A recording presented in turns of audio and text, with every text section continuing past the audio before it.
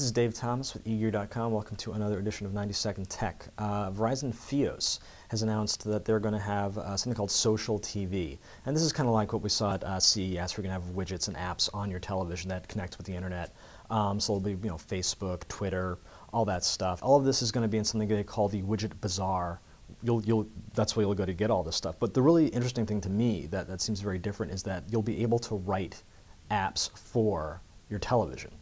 They're opening up the Widget Bazaar to developers. So I don't know what the vetting process is going to be like and what they'll accept and what they'll reject, but it's conceivable that you could write a program for your television and there it is on your television. And it's neat that they're taking sort of instead of turning your TV into a computer, the approach seems to be to turn your TV into an iPhone, which when you think about the challenge of bringing the internet to a phone, it's kind of the same as the challenge of bringing the internet to the TV. There's no room for a keyboard.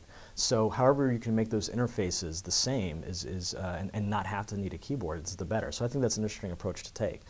And letting developers write for it just takes one step further.